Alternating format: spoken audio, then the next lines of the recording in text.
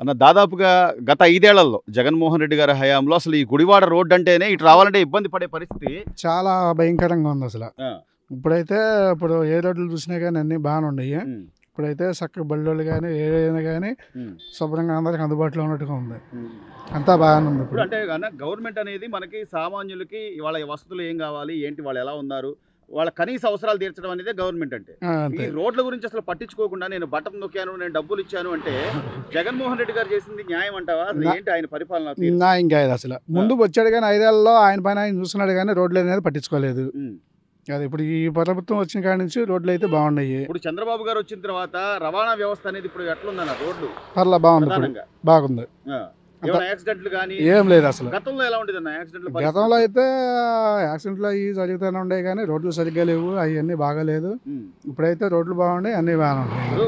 పొరపాటున ప్రమాదం జరిగి ఒక కుటుంబ పెద్ద గారు మరణించాడంటే ఆ కుటుంబం రోడ్డు మీద పడ్డట్టే కదా. అంతేగా మరి. అంతేగాని నేను 10,000 ఇచ్చాను 15 ఇచ్చారంటే అవి సరిపోయేదా? సరిపోయేది కాదు. ఆ, ఏదో ఎత్తున్నాడు చేస్తున్నాడు అంటే సరిపోయింది కానీ కర్మ డబ్బులు మనం పెట్టుకుని మనం చేసుకుంటాం. అవును. ఉంటే తినేవాళ్ళు లేత లేదు. ఇక మరి ఇంకేం చేసేవాళ్ళం. ఇప్పుడు చంద్రబాబు గారు కూడా పెన్షన్లు ఇస్తున్నారు, గ్యాస్ సిలిండర్లు అని మిగతాయి కూడా నిదానంగా చేస్తానంటున్నాడు అన్న. నమ్మకం ఉందంటారా ఆయన చేస్తాడని? చేస్తాడు. ఆ, చేస్తాడు. నమ్మకం ఉంది. నమ్మకం ఉంది. మరి అసలు ఏం చేయలేడు, కేవలం దొంగ హామీలు ఇచ్చి వచ్చాడు అని చెప్పి జగన్మోహన్ రెడ్డి గారు విమర్శిస్తున్నారు కదా. ఏం లేదు, ఏం లేదు. ఆ, అంతా బాగుంది. మరి కళ్ళు మూసుకోండి ఇంకో 5 ఏళ్ల తర్వాత నేను వస్తాను కూడా అంటున్నాడు. మరి అప్పుడు రాజు ఎవరో రెడ్డి ఎవరోనండి. అంతేనా? అంతే. జనాలు అయితే అభివృద్ధి ఎవరు మనకి మంచి చేస్తున్నాడు అనేది తెలుసుకుంటారు. అంతే.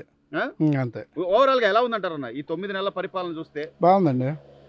బాగుంది బాబా. ఇదే గుడివాడ రోడ్డు గత 5 ఏళ్లలో చూస్తే ఎంత అధ్వానంగా ఉండేదంటే ఆర్టీసీ బస్సు వెళ్ళాలని కూడా చాలా ఇబ్బందులు పడేవాళ్ళు. ఈ 9 నెలల కాలంలో ఎలా ఉందంటారు కూటమి ప్రభుత్వం అధికారంలోకి వచ్చిన తర్వాత? చాలా బాగుంది. ఆ. బాగుంది. ఎందుకు బాగుంది?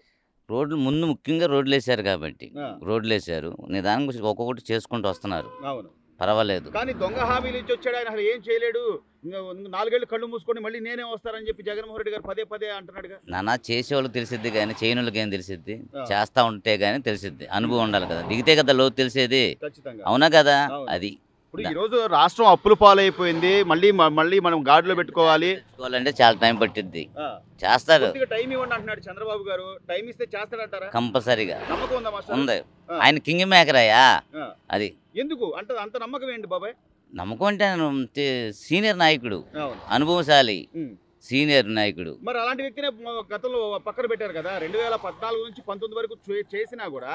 మనది తెలుగుదేశం అంటూ ఏంటంటే ఆ. మన ఆంధ్రప్రదేశ్ ఎలాగుంటుందంటే కొత్త కొంత పాత క్రోతలాగా ఉంటుంది. ఉమ్.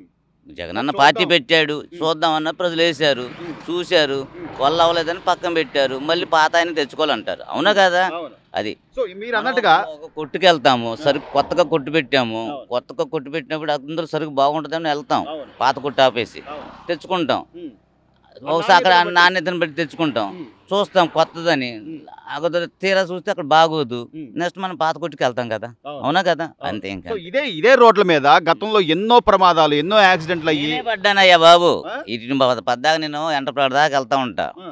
నేనే పడ్డా 2-3 మీరే సార్లు. పడ్డారు. అది మీరే ప్రమాదానికి గురయ్యారు. అది మరి ఇక్కడ మంత్రి గారు కూడా ఉండి గతంలో మాజీ మంత్రిగా చేసిన ఆయన కూడా ఏం నాన్న పట్టించుకోలేదు ఒకళ్ళ బాబాయ్. గురించి మనం మాట్లాడకూడదు కానీ సమ్ బెటర్ ఆ. ఇప్పుడు మటుకి ఇప్పుడైతే బాగుంది. అది